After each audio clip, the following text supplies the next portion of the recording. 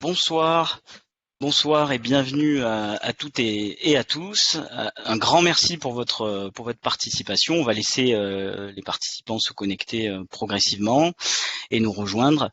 Et merci de venir à cette 99e conférence publique de l'ARB Île-de-France depuis sa création en fait en 2009 en tant que Nature Paris et sa transformation en ARB en 2018. Donc on est presque à la centième. Je me présente, je m'appelle Marc Barra, je suis écologue à l'ARB Île-de-France et j'aurai le plaisir d'animer ce webinaire avec mon collègue Olivier Renaud, écologue également. Donc pour celles et ceux qui ne nous connaîtraient pas encore, l'Agence régionale de la biodiversité a pour principale mission de produire des connaissances sur la biodiversité en Île-de-France et de les diffuser largement. On a aussi comme mission d'accompagner les acteurs franciliens dans leur transition écologique vers des pratiques plus favorables aux vivants. Et nous sommes rattachés depuis 2017 à l'Institut Paris Région, donc qui est anciennement Institut d'aménagement et d'urbanisme, ce qui nous permet de croiser les thématiques écologiques avec l'aménagement du territoire.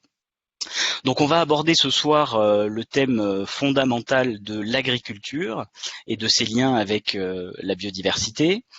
Évoquer ce sujet, c'est déjà rappeler que l'agriculture est entièrement dépendante et tributaire de la biodiversité, que ce soit pour la fertilité des sols grâce à la faune qu'ils abritent, que ce soit pour la pollinisation, dont dépendent 75% des cultures, ou encore toutes les fonctions qui sont apportées par les paysages agricoles que l'agriculture va façonner en retour. Et c'est aussi on évoquera les défis auxquels l'agriculture est confrontée, avec en premier lieu les menaces qui pèsent sur elle, du fait de l'urbanisation notamment. Je rappelle qu'en Île-de-France, sur la période récente, on a à peu près 600 hectares de terres agricoles qui disparaissent chaque année en moyenne au profit des villes. Mais aussi évoquer les conséquences de l'intensification de certaines pratiques agricoles sur le vivant et sur les paysages. Alors vous l'avez peut-être entendu, tout récemment, le Muséum national d'histoire naturelle a présenté le bilan des 30 années du suivi temporel des oiseaux communs, le programme Stock, et fait état d'une situation très préoccupante. La biodiversité continue de décliner en milieu agricole, en particulier en ce qui concerne les oiseaux spécialistes de ces milieux, l'alouette des champs par exemple, les perdrix grises, et les scientifiques estiment qu'on a perdu un tiers des effectifs en 30 ans. C'est pas seulement les oiseaux, d'autres cortèges d'espèces sont aussi touchés. Donc il y a matière à agir. L'Île-de-France connaît les mêmes tendances, on le verra tout à l'heure.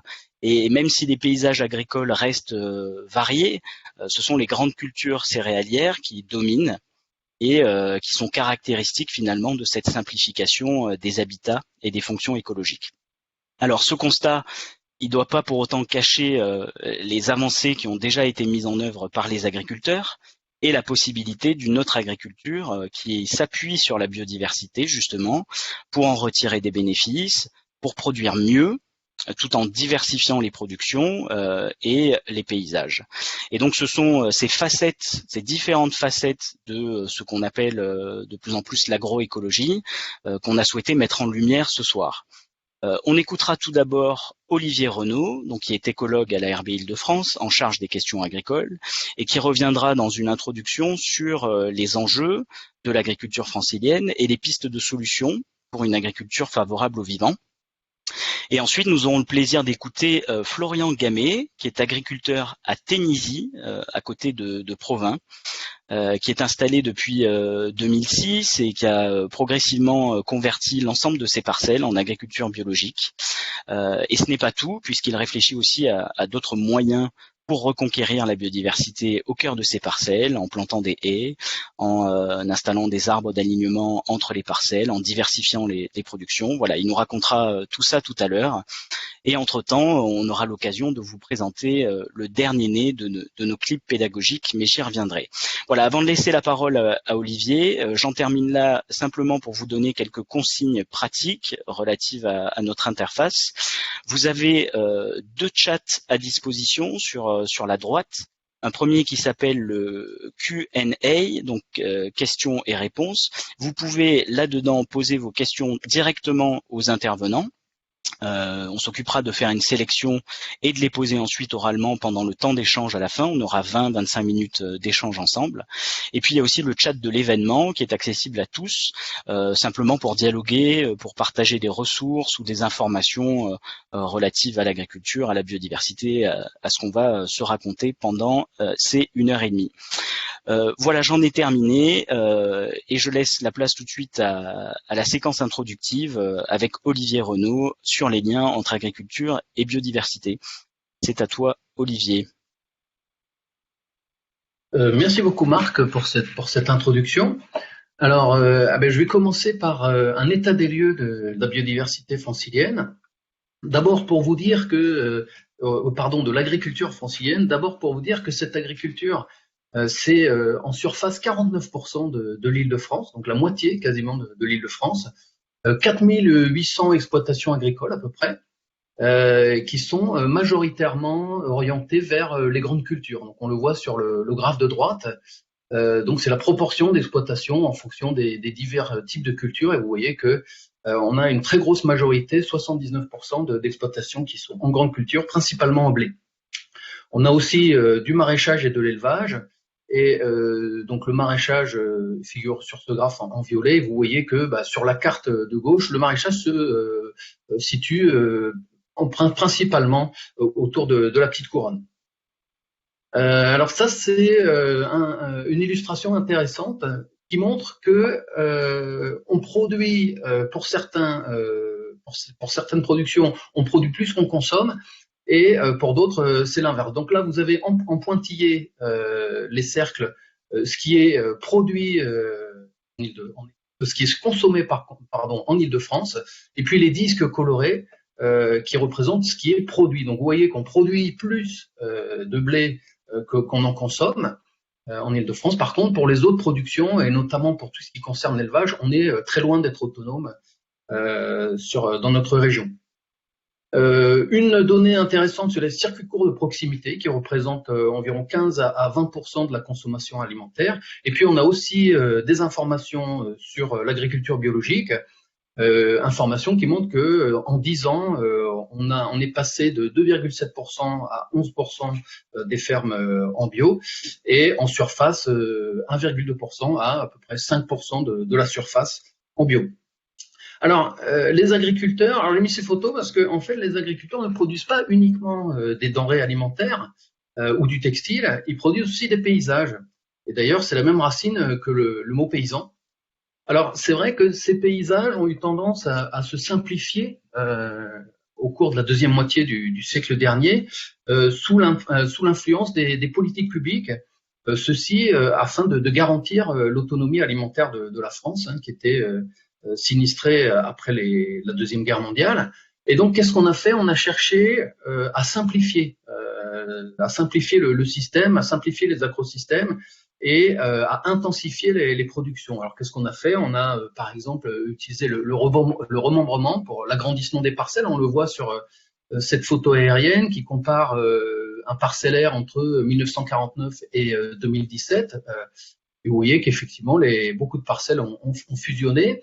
Alors ce remembrement, ça a entraîné aussi une disparition d'un certain nombre d'éléments du paysage, par exemple les rues, les fossés, les mares, les arbres isolés, les bosquets, etc.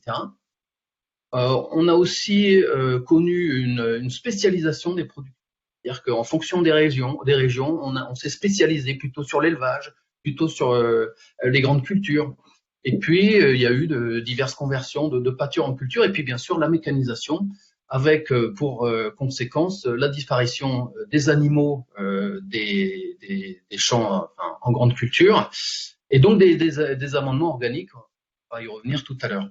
Il y a aussi eu, pour simplifier ce système, pour augmenter la production agricole, il y a aussi une sélection variétale, c'est-à-dire qu'on a sélectionné des variétés très productives au détriment d'autres variétés qui l'étaient moins. Là, par exemple, je vous présente un bilan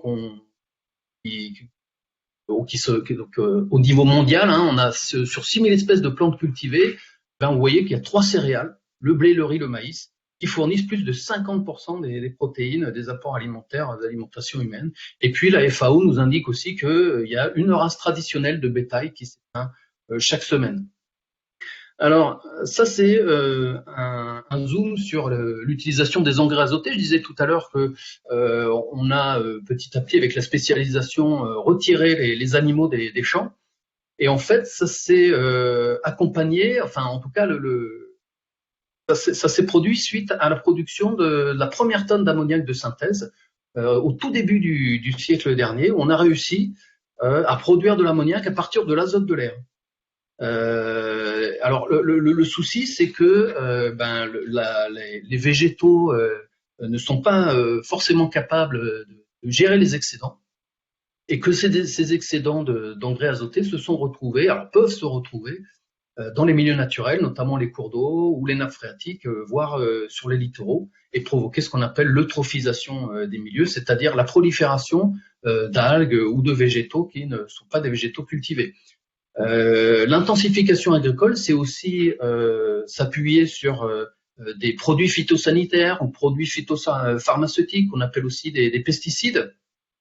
Alors, on sait depuis 1962, enfin en tout cas depuis avant 1962, là je vous présente le livre de Rachel Carson, qui a écrit un livre qui a fait beaucoup de bruit aux États-Unis à cette époque, qui s'appelle Printemps silencieux.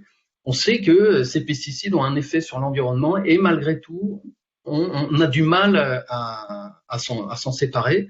Et vous voyez que sur le graphique qui se trouve à gauche de l'écran, malgré un plan national qui cherchait à réduire cette quantité de pesticides utilisés, en fait, entre 2008 et 2018, on a continué d'augmenter ces pesticides. Alors, le plan Ecophyto avait pour objectif de réduire ces pesticides de moitié.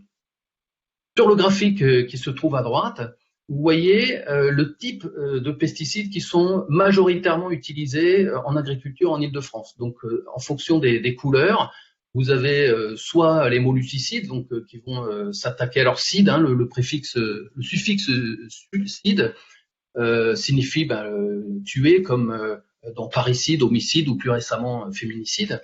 Donc les molluscicides s'attaquent aux mollusques, les fongicides aux champignons, les herbicides aux herbes, les insecticides aux insectes, etc. Et on voit que ce qui est majoritairement utilisé, ce sont les couleurs bleues, à savoir les fongicides, et vertes, à savoir les herbicides.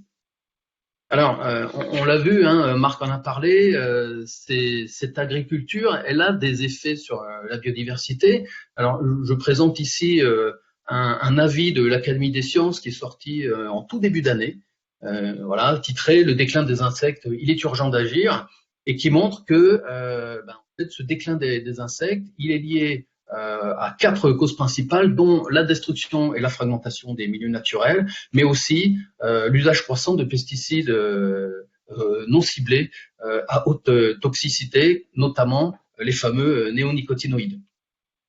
Alors ça, c'est le rapport dont parlait Marc tout à l'heure, qui s'intéresse qui a fait le bilan de 30 ans de suivi de la dynamique des oiseaux communs. Donc vous avez ici l'abondance, on a donné l'abondance relative de ces oiseaux, et chaque courbe représente soit des oiseaux qui sont généralistes, c'est-à-dire qu'on va retrouver dans tous les milieux, des oiseaux qui sont spécialistes des milieux forestiers, des oiseaux qui sont spécialistes des milieux bâtis, et des oiseaux qui sont spécialistes des milieux agricoles. Et comme le disait Marc tout à l'heure, vous voyez que 29%, que ces oiseaux spécialistes des milieux agricoles sont ceux qui ont été le plus touchés, qui ont le plus décliné, avec une perte de 29% de leur effectif. Alors ça, c'est au niveau national. En Île-de-France, on a un certain nombre d'outils qui nous permettent de voir que pour les oiseaux spécialistes des milieux agricoles, on a eu un déclin de 44%, 16% pour les plantes spécialistes des milieux agricoles et 15% des papillons spécialistes des milieux agricoles sur les années qui sont indiquées ici. Et à chaque fois, le constat est le même, c'est-à-dire que les causes identifiées du déclin de cette biodiversité, c'est la simplification des paysages agricoles, on le voit très nettement ici, et comme on l'a vu tout à l'heure, l'usage des insecticides néonicotinoïdes. Alors pourquoi est-ce qu'il est intéressant d'accueillir la biodiversité dans les espaces agricoles? Ben, tout simplement parce que cette biodiversité, elle nous apporte un certain nombre de services. Premier type de service, la pollinisation. Comme le disait Marc, 75% des plantes qui sont cultivées sont dépendantes des insectes, tout simplement. Donc ça fait quand même beaucoup de ressources qui disparaîtraient sans cette pollinisation. Deuxième intérêt, le contrôle des ravageurs. Il y a certains insectes, ou on va voir tout à l'heure d'autres organismes, d'autres espèces, qui sont utiles aux agriculteurs pour se débarrasser des ravageurs des cultures. On voit ici par exemple une coccinelle en train de consommer des pucerons. Troisième type de service, c'est le soin des sols. Donc j'appelle le soin des sols, en fait, la capacité de certains organismes à recycler la matière organique, à créer du sol, à améliorer du sol, et c'est notamment le cas des vers de terre. Alors, je fais une diapo sur la pollinisation pour... alors, on parle souvent, quand on parle de pollinisation, de l'abeille domestique. Hein. On se dit, bah oui, si l'abeille disparaissait, on serait bien embêté. En fait, il n'y a pas que l'abeille domestique, loin de là, qui pollinise les cultures. Et vous voyez ici la répartition sur ce graphique des différents types de pollinisateurs. Donc, il y a effectivement un bon tiers des pollinisateurs qui sont des hyménoptères, c'est-à-dire la famille des abeilles, effectivement, mais aussi des guêpes, des bourdons, des frelons, des fourmis. Vous avez un tiers également des espèces pollinisatrices qui font partie des diptères. Alors, les diptères, ben, qu'est-ce que c'est? C'est la famille des mouches et des moustiques. Le moustique, souvent, on se demande quelle utilité il a. Ben voilà, le moustique, il participe à la pollinisation. Dans cette famille, vous avez aussi des cirfes, donc qui sont ces mouches qui parfois adoptent une livrée de guêpes, hein, c'est-à-dire elles se déguisent en guêpes avec des rayures noires et jaunes, pardon, pour tromper leurs prédateurs. Et puis dans le tiers qui reste, on va retrouver les coléoptères, famille des coccinelles, comme par exemple cette lepture tachetée, les lépidoptères, comme ça qu'on appelle pompeusement les papillons, les hémiptères, donc les punaises, et puis les orthoptères, à savoir les criquets, grillons, sauterelles, et puis bah, vous voyez qu'il y a aussi parfois des araignées, qui ne sont pas des insectes, et qui pollinisent aussi les cultures. Alors pour le contrôle des ravageurs, bah, il y a tout un tas d'espèces, hein, que ce soit des insectes, alors je parle ici des carabes. En fait, les carabes sont des animaux qui sont très mobiles au sol et qui sont assez redoutables pour lutter contre les vers, les larves ou les limaces, par exemple. Donc, à favoriser. On a aussi ici en bas à droite, en bas à gauche, pardon, des guêpes qu'on appelle parasitoïdes, qui vont pondre à l'intérieur, ils vont pondre un œuf à l'intérieur de leur hôte, et puis cet hôte va se développer au détriment de l'hôte et le tuer. Et puis, bah, j'ai mis, pour ceux qui ne la connaissent pas, une photo ici de larve de coccinelle, qui est également en train de consommer du puceron. Puis vous avez bah, une larve de cirfe ici. Alors les cirfes font partie à la fois des pollinisateurs, et vous voyez que ce sont aussi des prédateurs de ravageurs. Et puis évidemment, on a les vertébrés comme les reptiles, les amphibiens, les oiseaux, les mammifères volants comme les chauves-souris ou non volants. Troisième type de service, j'en ai parlé tout à l'heure, c'est le service des soins des sols, donc de tous ces organismes qui vont, à l'instar du cloporte, des mille-pattes qu'on appelle aussi les myriapodes ou des colomboles, qui vont dégrader la matière organique, par exemple la litière, les feuilles mortes, les cadavres, les déjections animales, pour en faire des éléments minéraux qui seront assimilables par les plantes. Parmi ces ingénieurs des sols, on va trouver des organismes qui sont extrêmement importants, dont je vais parler un petit peu plus tard dans la présentation. En haut à droite, les bactéries, certaines bactéries. Et puis ici, là, vous voyez des mycéliums de champignons, les champignons qui ont la capacité de s'associer aux racines des plantes. Alors il y a à peu près 80-90% des plantes qui forment ces associations symbiotiques avec les champignons. Et puis les champignons bah, vont aider les plantes à prospecter le sol pour aller récupérer des éléments nutritifs en échange de sucre produit par les plantes. Alors comment est-ce que les agriculteurs mobilisent toute cette biodiversité? Je vais vous fournir quelques exemples. Premier exemple, le travail du sol. Alors là, par exemple, vous avez donc le travail du sol. Qu'est-ce qu'on peut faire? Tout simplement, on peut arrêter de labourer. Le labour va avoir une influence sur tous les ingénieurs du sol dont j'ai parlé juste avant. C'est-à-dire qu'il va détruire notamment le mycélium, donc les ifs des champignons. Il va perturber le fonctionnement des micro-organismes et on peut le voir grâce à cette étude scientifique qui compare la quantité de bactéries, de champignons et puis des macro-invertébrés dont j'ai parlé à l'instant, dans différents types de champs cultivés soit en agriculture conventionnelle en bleu, soit en agriculture biologique en jaune, soit en agriculture de conservation des sols en vert. Et on voit que dans quasiment toutes les situations, l'agriculture de conservation des sols permet de favoriser davantage d'ingénieurs des sols.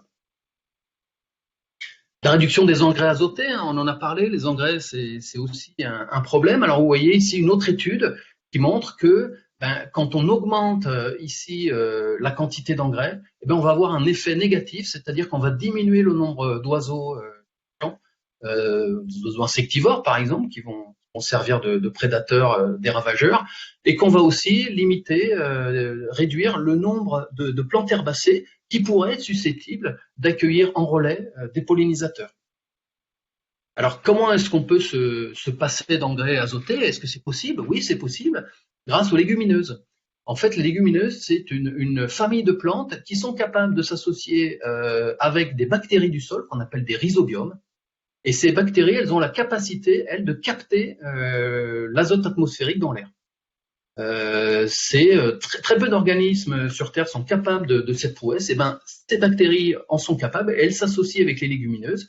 Donc on peut planter ces légumineuses dans une culture ou entre deux cultures.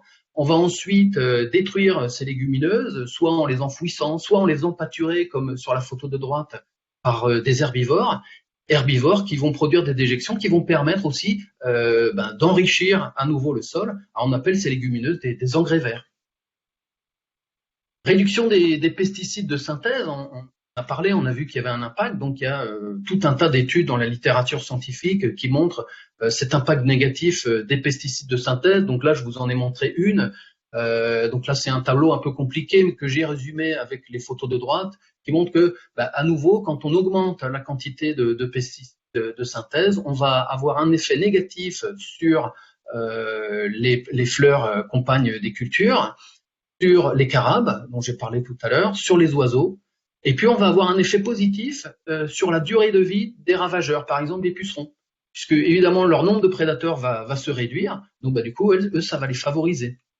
Deux autres exemples intéressants pour voir l'impact de ces pesticides de synthèse. Premier exemple sur les vers de terre. Donc là, on a la densité de 3 espèces de vers de terre en fonction du nombre de traitements qu'on va appliquer dans une culture.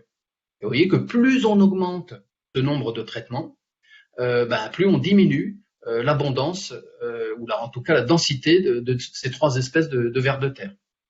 Un autre exemple qui concerne cette fois-ci les bourdons, donc le bourdon terrestre, bourdon qui est notamment un pollinisateur des tomates, par exemple. Vous voyez que donc là, vous avez le nombre moyen de reines produites par ruche en fonction, dans les champs qui ne sont pas traités par un insecticide néonicotinoïde, dans des champs qui sont traités à faible dose ou des champs qui sont traités à forte dose. Et qu'est-ce qu'on voit? C'est que même à faible dose, on a une réduction drastique du nombre moyen de reines produites par ruche de bourdon. Alors ça, c'est un rapport qui est sorti récemment, cette année, et qui montre aussi l'impact donc des insecticides néonicotinoïdes sur la biodiversité. Et on voit que donc, ce sont effectivement des insecticides, mais si vous regardez les petits symboles qui sont là, vous voyez que ces insecticides ont un impact pas seulement sur les insectes, mais également sur les microbes du sol, sur les insectes pollinisateurs, qui ne sont pas ceux qu'on cherche évidemment à réduire, mais aussi les invertébrés aquatiques et les vertébrés. donc les amphibiens, les reptiles, les poissons, les oiseaux, les mammifères. Là, j'ai choisi de vous montrer aussi des résultats d'études sur l'agriculture biologique. Alors, vous avez ici le nombre d'études qui montrent en vert l'effet positif de l'agriculture biologique sur un certain nombre de groupes d'espèces, les plantes, les oiseaux, les mammifères, les vers de terre, les araignées, scarabées, abeilles, papillons et microbes du sol. Et puis en rouge, les études qui montrent un effet négatif de l'agriculture biologique sur ces mêmes groupes. Vous voyez que globalement, on a quand même un effet assez positif de l'agriculture biologique qui a été chiffré par notamment 2 études que je cite ici, donc 2 études qui montrent qu'en moyenne l'abondance et le nombre d'espèces, alors l'abondance c'est le nombre d'individus au sein d'une même espèce, le nombre d'espèces c'est la richesse spécifique, donc cette abondance et ce nombre d'espèces sont 50% supérieurs ou 30% supérieurs pour des groupes tels que les oiseaux, les insectes prédateurs, les organismes du sol, les plantes et les mammifères. Alors en fait, lorsqu'on creuse un peu qui se trouve dans ces études sur l'agriculture biologique, alors il y a évidemment l'effet de la non-utilisation des engrais de synthèse et des pesticides de synthèse, mais aussi souvent en agriculture biologique, il y a aussi plus de micro-habitats. C'est-à-dire qu'il y a des habitats assez différents, très différents même, qui vont accueillir tout un tas d'espèces différentes. Là, vous voyez par exemple sur le petit dessin de droite, vous voyez que si vous avez des arbres, des cultures, des prairies, etc., donc vous allez avoir un certain nombre d'espèces. Et plus vous simplifiez le paysage, plus ce nombre d'espèces décline. Alors c'est vrai qu'en agriculture biologique, il y a souvent un peu plus de micro-habitats pour ces espèces. Ça c'est alors le micro-habitat, qu'est-ce que c'est C'est par exemple les bandes enherbées qu'on voit sur la photo en haut à gauche, les prairies, les bosquets, des points d'eau, les arbres morts aussi qui accueillent notamment des rapaces ou des chauves-souris qui vont avoir un impact sur les micro-mammifères pour les rapaces et les insectes pour les chauves-souris. Les tas de bois morts peuvent aussi avoir un impact positif sur les animaux insectivores. Je vous présente ici une étude sur l'activité des prédateurs naturels qui a été montrée accrue dans 80 des cas par la présence d'habitats herbacés, comme ces bandes enherbées, 71% des cas par la présence d'habitats boisés, boisements, haies, etc., et 70% des cas par l'hétérogénéité spatiale, pardon. Comme je viens de l'indiquer. Alors, un petit focus sur les haies. Vous savez sans doute que depuis la Deuxième Guerre mondiale, on a perdu énormément de haies. À peu près 1,4 million de kilomètres de haies ont été perdus depuis cette période. Donc c'est beaucoup, c'est 70% des haies qui ont disparu depuis l'apogée du bocage en France, pas en Île-de-France. Alors ces haies, pourtant, elles ont un intérêt. Mais plusieurs intérêts. Elles ont cette capacité de réguler le climat, c'est-à-dire qu'elles font du stockage de carbone, mais aussi elles créent des microclimats qui vont pouvoir limiter l'évapotranspiration des cultures. Elles permettent l'infiltration et l'épuration des eaux de ruissellement, et notamment la dépollution des eaux de ruissellement, puisqu'elles vont capter les pesticides et les engrais. Elles ont la capacité d'améliorer et de stimuler le fonctionnement biologique des sols. Et puis, elles accueillent de nombreux auxiliaires qui vont y chercher refuge, abri pour l'hiver, sites de reproduction, sites d'alimentation, etc. Elles ont évidemment une attractivité paysagère. Et pour les agriculteurs, elles peuvent avoir un intérêt aussi, puisque elles sont productrices de fourrage ligneux, de bois de chauffage par exemple, ou de fruits, donc une source de revenus. Et c'est d'ailleurs cette fonction de production qui est utilisée dans le cadre de l'agroforesterie. Alors l'agroforesterie qui est une pratique agricole qui consiste à planter des haies, comme on le voit ici, en plein milieu des champs. Vous avez donc là une ligne d'arbres qui sont plantés au milieu du champ, et puis voilà, la culture. Alors j'ai aussi trouvé des études pour voir s'il y avait un intérêt à favoriser ces pratiques d'agroforesterie, et effectivement les études montrent que en fait tous les 3 groupes d'auxiliaires dont j'ai parlé, les pollinisateurs, les ingénieurs du sol et les prédateurs, sont favorisés. On voit ici là dans cette étude sur les graphes de gauche, c'est le ratio de ces différentes espèces dans les cultures en agroforesterie par rapport aux cultures en agriculture conventionnelle. Et donc, si on est au-dessus de cette ligne en pointillé de 0, là, ça veut dire qu'on a plus de prédateurs, de parasitoïdes, de pollinisateurs dans les cultures en agroforesterie, et c'est le cas. Alors, pour les ingénieurs du sol, il y a d'autres études qui s'est amusé à compter donc la quantité, la densité de vers de terre par mètre carré dans une culture en orange, culture conventionnelle, dans les allées d'une culture en agroforesterie. Alors qu'est-ce que c'est les allées? C'est les allées cultivées, et dans la ligne d'arbres, dans ces secteurs où on a planté des arbres. Et on voit qu'effectivement, banco pour les vers de terre, on a significativement beaucoup plus de vers de terre dans les allées, donc un fonctionnement des sols amélioré grâce à cette agroforesterie. Alors, je vais m'arrêter là pour ces différents exemples de mobilisation de la biodiversité par les agriculteurs. Il y en a quelques autres qui vous seront présentés dans le film. Il y a beaucoup de méthodes. Je voulais juste, avant de vous montrer le film, souligner le rôle d'accompagnement des agriculteurs vers ces pratiques vertueuses, notamment évidemment l'État, la région, l'agence de l'eau qui vont avoir un rôle de subventionnement de ces pratiques, mais aussi les consommateurs. Les consommateurs, donc vous qui regardez, qui ont un véritable rôle en choisissant par exemple des produits locaux, de saison, issus de filières courtes, etc. Et puis aussi qui ont aussi une influence sur les relations de voisinage avec les agriculteurs. C'est hyper important en fait de discuter avec les agriculteurs, que souvent il y a une opposition entre riverains, agriculteurs. En fait, discutez avec eux, vous allez voir, ils sont super sympas. Alors, autres acteurs du territoire qui ont une importance, selon moi, primordiale, donc ce sont les collectivités territoriales, les parcs naturels régionaux et les aménageurs du territoire au sens large. Pourquoi? Parce que dans une région comme Île-de-France, mais également ailleurs, quand l'artificialisation du territoire se développe, quand on construit de la ville, on la construit en général sur des espaces naturels ou agricoles.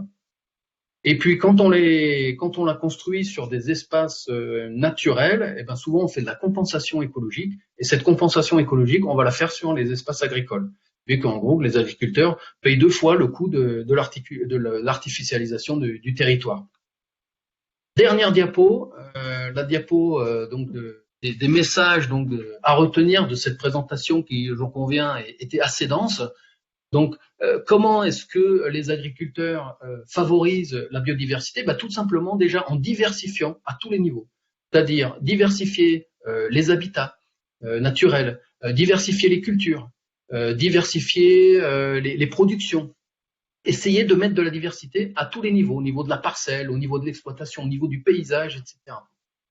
Deuxième message, vous avez vu qu'en fait, il n'y a pas une agriculture plus vertueuse qu'une autre. On a parlé de l'agriculture de conservation des sols, on a parlé de l'agriculture biologique. En fait, toutes ces agricultures ont un intérêt et doivent être réconciliées et peuvent s'hybrider pour aller vers des pratiques plus vertueuses. Et puis, je viens de parler à l'instant du rôle des autres acteurs du territoire. Je ne reviens pas dessus. Donc voilà, j'en ai fini avec cette présentation. Et on va pouvoir passer maintenant à la projection de notre petit film. Je vous remercie. Merci Olivier pour ces éléments de cadrage. Et je pense que Marjorie va pouvoir lancer le clip tout de suite.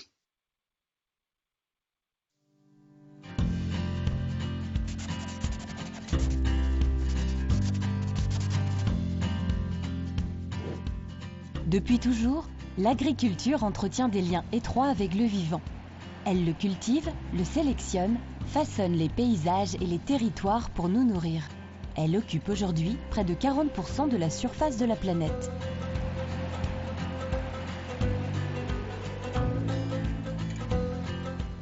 Cependant, les terres agricoles se réduisent au niveau global, majoritairement au profit de l'urbanisation. C'est aussi le cas en Île-de-France, où malgré un ralentissement ces dernières années, l'extension des villes consomme encore en moyenne 600 hectares de surfaces agricoles par an. Depuis son apparition au néolithique jusqu'à nos jours, l'agriculture s'est fortement transformée et mécanisée. Les paysages ont changé, en particulier avec le remembrement, entraînant le regroupement des parcelles. Certaines cultures se sont raréfiées, à l'instar d'éléments du paysage comme les bosquets, les arbres isolés, les haies, les chemins, les fossés, les mares, mouillères et autres zones humides qui se sont vues drainer. Cette simplification des paysages, accompagnée de l'utilisation croissante d'engrais et de pesticides de synthèse, a entraîné la disparition des espèces qui y vivent. En Île-de-France, par exemple, le nombre d'oiseaux spécialistes des milieux agricoles a chuté de près de moitié entre 2004 et 2017. Sur 7000 espèces de plantes pouvant être cultivées, seulement 30 d'entre elles fournissent 90% de l'alimentation. En Île-de-France et sur l'ensemble du bassin de la Seine également, l'agriculture s'est spécialisée, s'accompagnant d'un raccourcissement des rotations et d'une réduction du nombre d'espèces cultivées. La diversité génétique s'est aussi considérablement réduite. Les nombreuses variétés anciennes et paysannes, cultivées au cours du siècle dernier, sont aujourd'hui concurrencées par la sélection de variétés plus productives. Cette simplification du vivant à toutes les échelles rend nos territoires et notre alimentation vulnérables aux aléas climatiques. C'est pourquoi de nombreux agriculteurs agissent déjà pour changer de pratique en mobilisant des approches riches et variées. Aux abords et au cœur des parcelles, la reconquête d'habitats pour la biodiversité sauvage et d'éléments du paysage est nécessaire. Il est important de connecter ces espaces entre eux, par exemple en replantant des haies, afin qu'ils jouent leur rôle de corridor écologique, pour permettre aux espèces de se déplacer au sein des territoires. Les points d'eau permanents ou temporaires sont des lieux de vie indispensables à une multitude d'espèces et participent à la trame bleue. Les prairies jouent un rôle fondamental dans le stockage de carbone et la régulation des inondations, en servant notamment de zones d'expansion de crues. En ce qui concerne les pratiques culturales, les solutions s'appuyant sur la biodiversité sont nombreuses. L'agriculture biologique est un premier pas vers une meilleure prise en compte du vivant, car elle s'affranchit des produits phytosanitaires de synthèse et des engrais de synthèse. L'agroforesterie est une manière idéale de combiner agriculture et sylviculture sur une exploitation ou une parcelle. Les arbres apportent des services multiples aux cultures, d'autant plus quand ils sont diversifiés.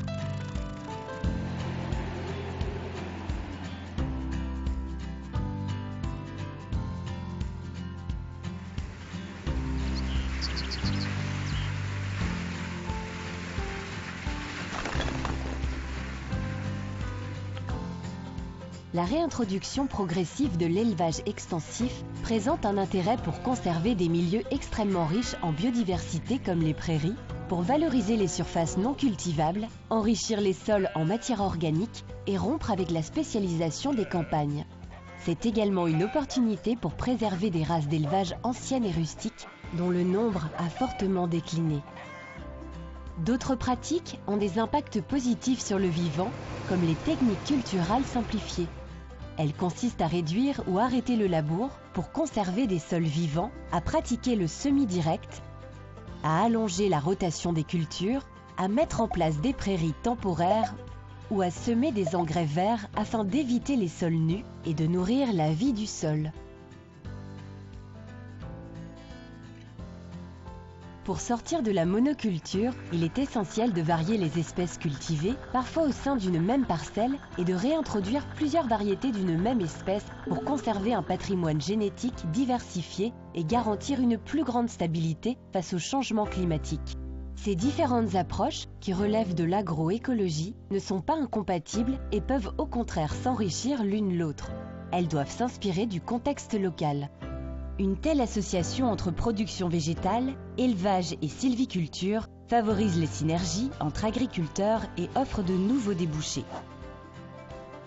La diversification de l'agriculture va de pair avec un retour vers la consommation de produits locaux et de saison à travers la redynamisation des circuits courts, de proximité et la réduction des importations et exportations à grande distance.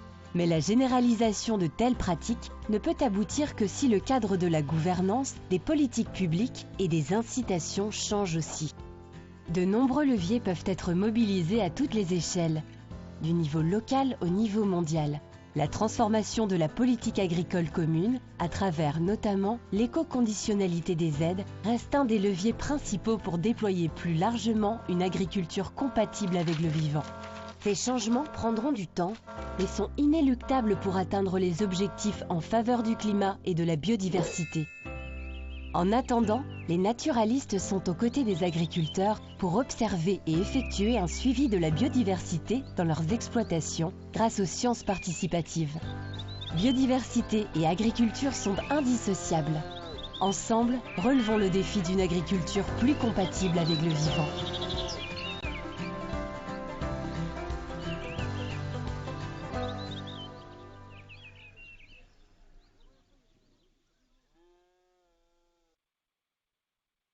Voilà pour ce petit intermède vidéo et musical. On espère que vous avez trouvé la vidéo inspirante.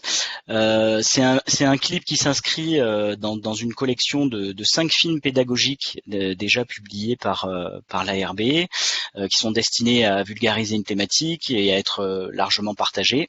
Donc j'ai vu qu'il y avait déjà des questions dans le chat sur la diffusion du clip. Il sera mis en ligne dès demain sur notre site web, ainsi qu'avec le replay de la conférence et puis toutes les ressources qu'on peut évidemment vous mettre à disposition. Donc j'en profite pour remercier les partenaires de ce film qui a été réalisé avec le soutien de l'Agence de l'eau Seine-Normandie, ministère de l'écologie, de la région Île-de-France bien sûr, et des partenaires du programme Mobidif, mobiliser la biodiversité dans les espaces agricoles dont s'occupe Olivier. Et voilà, donc un film qui essaie aussi de faire la synthèse, comme en parlait Olivier, des différentes approches, montrer qu'elles peuvent s'hybrider, se réconcilier entre elles, et qui est tourné vers les solutions. Voilà, et bien je vous propose maintenant qu'on garde, il y a quelques questions dans le chat déjà, qu'on les garde pour la fin, pour le temps d'échange, mais qu'on écoute tout de suite Florian Gamet, donc qui est agriculteur à Ténisy et qui va nous expliquer, nous raconter comment il aborde questions sur le terrain. C'est toujours plus compliqué sur le terrain, et nous raconter un petit peu la vie de son exploitation. Voilà, Florian, c'est à vous. Oui. Je ne sais pas si tout le monde voit bien. On voit bien, on vous entend bien. Très bien. Bonsoir à tous. Je suis agriculteur donc en Sud-Seine-et-Marne, dans le Montoine, petite région naturelle vallonnée, qui se trouve être au cœur d'un bassin céréalier où il y a encore un petit peu d'élevage, mais plus tant que ça. Ça a été abordé pendant les différentes présentations sur les évolutions de l'agriculture. Je me suis donc installé en 2007 sur une activité de maraîchage sur la ferme familiale, qui était à ce moment-là en céréales en conventionnel. L'activité de maraîchage, c'est une activité qui consomme pas beaucoup de surface par rapport au nombre d'actifs agricoles. Donc sur cette ferme, les céréales ont continué à fonctionner à peu près de la même façon pendant que j'étais en train de construire cet atelier de maraîchage. Pour vous préciser un petit peu aussi mon parcours suite à mon installation, les questions qu'on s'est posées avec les personnes qui nous ont rejoints à la ferme autour de cet atelier de maraîchage, les questions étaient nombreuses parce qu'on était en production en AMAP. Donc c'est quelque chose aujourd'hui qu'on connaît bien, les systèmes de panier qui relient des gens qui se posent des questions qui vont un petit peu plus loin que la simple consommation pour remplir le frigo. Et à ce moment-là, on s'est créé en réseau pour travailler sur nos pratiques. Les consommateurs identifiés comme tels, donc je pense plus des co-citoyens, nous posaient beaucoup de questions sur nos façons de produire, l'impact sur la biodiversité, sur l'environnement général, sur le climat, et toutes ces questions m'ont donné envie de participer aux structurations professionnelles que sont le groupement d'agriculture biologique, le réseau des AMAP en Île-de-France, et puis un petit peu après, avec des collègues, on a travaillé à la fondation d'une couveuse d'activités agricoles qui s'est donné pour mission de faciliter l'installation de gens qui ont un projet agricole dans un contexte de prise de conscience partagée des problématiques agricoles qu'on peut essayer de dépasser, aussi bien du point de vue de la protection de l'environnement que du point de vue de la consommation. Plus récemment, également, j'y reviendrai un peu plus tard, dans le fonctionnement de la coopérative agricole COCEBI, qui est l'outil de mutualisation de moyens pour des céréaliers bio de ma région et de Bourgogne. Et cet outil comporte aussi une particularité parce qu'il porte une station de semences. La semence, en termes de biodiversité, c'est quelque chose de central.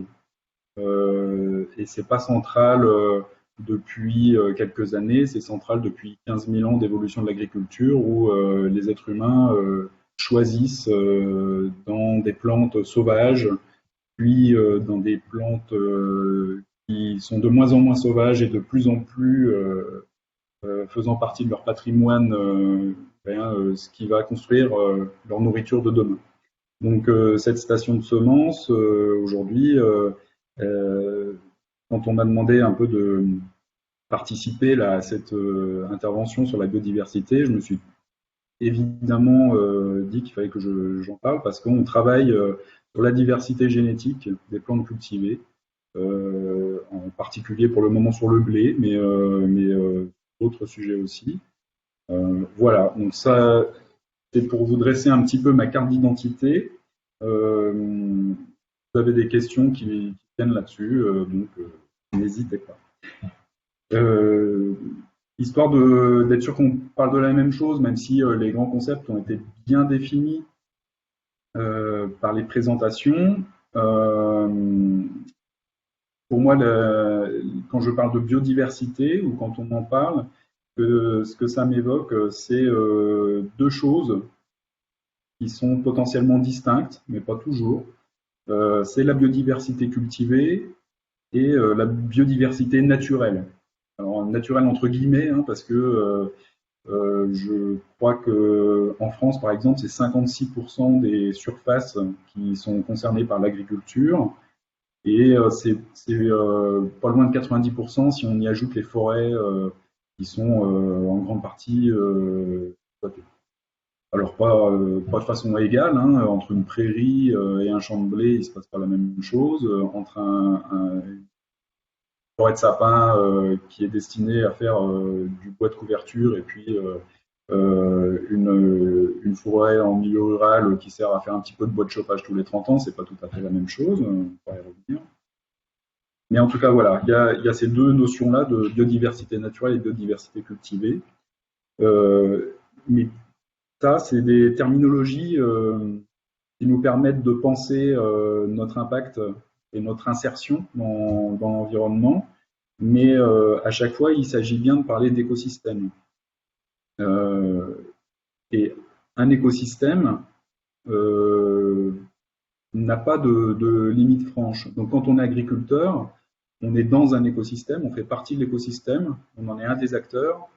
Et donc c'est pas l'agriculteur qui est aidant ou qui est contre l'écosystème, mais c'est on en fait bien partie. Et comme tout autre être humain, j'aurais envie de dire, qui faisons partie du monde du vivant. Donc à partir de là, même si pour des biologistes c'est une évidence, peut-être que pour avec notre bagage culturel occidental, ça l'est de moins en moins, mais on fait bien partie donc de ces systèmes qui nous dépassent et qui comportent des règles. Tout système comporte des règles. Et donc les règles s'appliquent à nous et nous avons un impact sur ces règles quand on les met en action. Alors, les règles dont il s'agit, il y en a qui ont été, que tout le monde connaît, hein, c'est celles qui ont été définies au XIXe siècle, hein, par Darwin, donc la lutte pour la vie. Donc quand on est agriculteur, quand on sème un champ de blé, on opère une transgression, entre guillemets, par rapport à un équilibre qui se serait réalisé si on n'avait pas été là. C'est-à-dire qu'on maximise la présence d'une espèce dans un territoire, et puis on intervient pour que cette espèce aille jusqu'à un niveau de productivité le meilleur possible. Les êtres humains font ça depuis longtemps, mais on n'est pas les seuls. J'ai vu dans la présentation, on parlait à un moment donné des légumineuses qui captent l'azote de l'air. Il y a des bactéries qui font ça pour la plante le fait pas toute seule. Là aussi, on a un système d'une plante et d'une bactérie. L'un va pas sans l'autre. Comme nous, on a un système multiséculaire entre l'être humain et le blé. On pourrait faire ce parallèle-là à bien des égards. Donc voilà, une fois qu'on s'est dit ça, qu'il y avait la lutte pour la vie, donc on commence un petit peu à se battre, hein, pour faire pousser ces champs de blé. Mais il y a aussi une autre force qui a été moins mise en lumière par le 19e siècle, c'est l'entraide. Et pourtant, dans la nature, l'entraide existe comme force régulatrice au moins autant que la lutte pour la vie. Donc en agriculture, c'est pareil, on s'en sert, et on s'en sert de plus en plus. Les limites qui ont été dressées dans l'élément de documentaire et de présentation montrent bien que si on ne tient pas compte de ces forces d'entraide, donc on ne s'appuie que sur les éléments de prédation, quand on applique une solution pour se débarrasser d'un insecte prédateur, un puceron par exemple, qui vient se nourrir sur du blé qui ne nous convient pas, puisque c'est nous qui voulons manger le blé, c'est efficace, mais on peut fragiliser l'autre force en action, qui est celle de l'entraide, parce qu'on va donc fragiliser, c'est ce qu'on a vu, tout un tas d'autres animaux de l'écosystème qui vont produire un apport positif pour nous.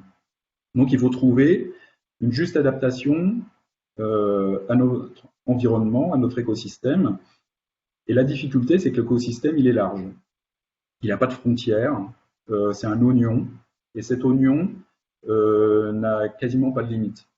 C'est-à-dire qu'aujourd'hui, les limites qu'on trouve à l'enchaînement de rétroaction, on appelle ça comme ça, hein, quand je tue un puceron avec un insecticide, il y a une boucle de rétroaction qui est positive ou négative, voilà.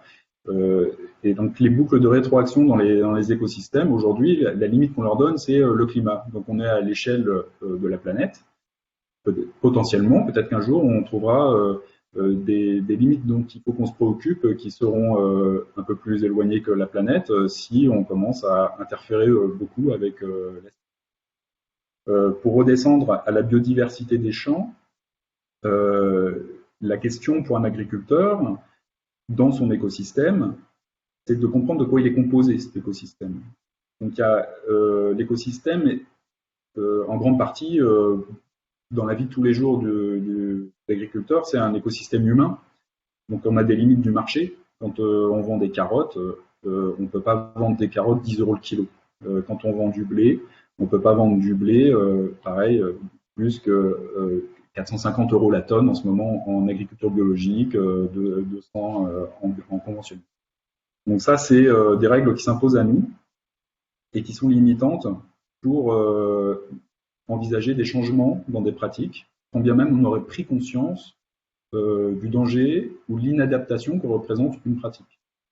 C'est-à-dire que quand il faut renouveler un matériel, on ne peut pas forcément le faire, même si on pense qu'il faudrait le faire, parce que ça ne correspond pas à certaines règles économiques qu'il faut forcément respecter. Il y a d'autres règles qui sont plus historiques, c'est-à-dire qu'on a un héritage. On ne peut pas intervenir sur la biodiversité simplement sur des prises de conscience parce que les éléments paysagers qui constituent le socle de la production et des écosystèmes sont des héritages sur un temps long. Donc les virages sont prenables, mais prenables sur un temps long. Alors, par exemple, dans le Montois, où je suis agriculteur, avant l'épisode du phylloxéra, que tout le monde connaît ou dont tout le monde a entendu parler, qui a détruit la vigne, beaucoup de l'espace agricole était utilisé donc pour produire du vin pour la capitale. Quand ce phylloxéra est arrivé, donc il y a un événement dans un temps relativement court, ça a produit un changement sur les pratiques agricoles. Ça veut dire que des parcelles qui étaient ajustées à des problématiques de production de vignes, avec, on imagine bien, un morcellement des parcelles, des accès, et les accès font partie intégrante des éléments de biodiversité, parce qu'un chemin, il s'y passe plein de choses. Et ben, tous ces éléments-là ont été modifiés. À ce moment-là, il y a de l'élevage qui s'est développé, en particulier des moutons. On est dans le Montois, comme son nom l'indique, sur des espaces vallonnés, dans les pentes très crayeuses, avec un pH très basique. La productivité, à un moment où il n'y avait pas d'engrais de synthèse, était relativement faible. Les moutons étaient un bon partenaire pour à la fois doper des cultures de céréales et puis pour produire de la nourriture par leur viande. Et quand au détour de la siècle qui vient de s'écouler, du XXe siècle, les engrais de synthèse sont arrivés, on a eu à nouveau des grands changements. Et ces grands changements-là, c'est des structures qui nous dépassent, qui ne dépendent pas de l'agriculteur tout seul. C'est-à-dire que quand il y a des regroupements de parcelles qui ont été faits dans les années 60, c'est pas pour le plaisir du gigantisme que ça a été fait, c'est parce que à un moment donné, le prix de la tonne de blé, la nécessité pour les pouvoirs publics d'organiser aussi le remplissage des usines avec la main-d'œuvre agricole, 2 guerres mondiales qui venaient de se passer, qui ont vidé les campagnes, etc., ont fait que les êtres humains se sont adaptés et les agriculteurs, faisant partie de cette société, se sont adaptés comme ça. Ça fait partie de la stratégie normale de tout être vivant. Si on regardait ce qui se passe dans une mare au cours d'une année, on aurait à peu près la même logique. Si vous enlevez un arbre qui est au-dessus de la mare, on crée un déséquilibre, et puis il y aurait une somme de bactéries, par exemple, qui va se développer beaucoup plus que si l'arbre était resté au-dessus, parce qu'il y a plus de lumière qui arrive. Là, on a eu le phylloxéra qui est arrivé, qui a fait que la vigne a disparu. On a enlevé la vigne. Et puis, qu'est-ce qui s'est passé derrière? Des réajustements. On a l'industrialisation qui est arrivée dans nos sociétés, avec un départ massif de la population rurale vers les pôles urbains. Qu'est-ce qui s'est passé? Avec moins de main-d'œuvre et plus de tracteurs, il a fallu des plus grands champs pour cultiver et assurer la souveraineté alimentaire. Donc ça, nous, on en est héritiers aujourd'hui. Soit héritier de compétences. Donc on a les compétences qui sont adaptées à ce qu'on fait aujourd'hui avec ces champs-là, et puis on n'en a pas d'autres. Et puis on est héritier aussi de parcelles qui sont plus ou moins grandes selon les régions. On est héritier aussi de la spécialisation des régions. Quand on va dans l'ouest, on a des grands élevages de cochons, on a des vaches laitières. Quand on va dans la région parisienne, il y a beaucoup plus de céréales, etc., etc. Donc ces spécialisations-là, c'est des structures qui nous dépassent. Et quand on veut revenir à plus de diversité, cultiver pour le coup, il faut se restructurer à plusieurs. Et se restructurer à plusieurs, souvent, ça dépasse l'agricole. Nous, on a besoin, donc c'était les réflexes. C'est pour ça que je vous présentais au début mon parcours amapien, qui concernait largement les citoyens, c'est que si on veut agir sur la biodiversité, on se rend vite compte que ça ne peut se passer que sur une approche écosystémique dont l'homme fait partie. Et à partir de là, on se rend compte que le politique, dans le sens de l'organisation de la cité, est omniprésent. On ne peut pas travailler, on ne peut pas se dire qu'on va avoir une action voulue sur la biodiversité si on n'a pas une volonté sociale, sociologique de l'organiser, de le réglementer. Il y avait des questions, j'ai vu à un moment donné, chez les participants, faut-il inciter ou interdire, vu les urgences?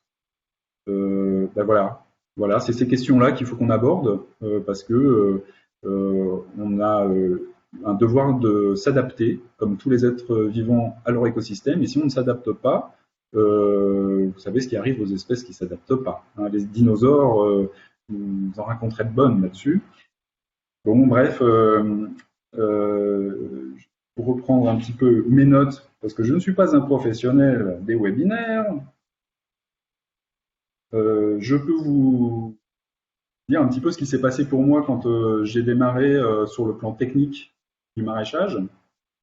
Mon installation, elle a été orientée par une bête envie de réorientation professionnelle. Et puis bon, en plantant des choux et des carottes, simplement, avec une entrée très pratico-pratique. J'avais des connaissances sur la biologie et tout ça, mais quand on est en train de s'installer en agriculture, qu'il faut monter des tunnels, qu'il faut apprendre ceci, comprendre cela, la biodiversité, bon, on sait qu'elle est là, que potentiellement elle rend des services, mais il faut déjà remplir son assiette. L'installation en maraîchage, elle s'est faite sur la culture d'avant, c'était un champ d'orge. Il y avait, c'est pas un désert, c'est pas une plaine à blé désertique, je sais pas là où je suis, mais on est quand même sur une haute colline, et puis on n'est pas non plus dans des parcellaires très morcelés avec plein d'arbres, etc. Donc le climat, très vite, a été un problème. Quand je dis le climat, c'est le vent. Et puis les prémices de bon, ce qu'on accepte ou pas de mettre sous le signe du changement climatique, mais en tout cas des accidents météorologiques à répétition, une agressivité des éléments saisonniers, on fait que très vite, ça a été une nécessité de clore la parcelle où on fait des légumes avec des arbres. Pour que ça arrête tout simplement d'arracher des bâches de tunnels quand il y a du vent.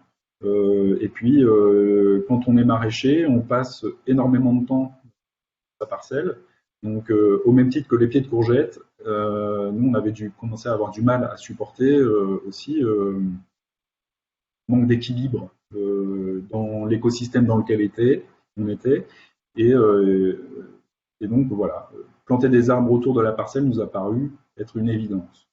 Et puis, la raison pour laquelle on a mis en place ces infrastructures, ces arbres, s'arrêtait à peu près là. Sauf que on a continué à grimper en compétences sur le maraîchage que finalement on connaissait assez peu au moment de l'installation. Et puis, quand vous connaissez assez peu votre métier, quelque chose, un événement peut vous sembler normal.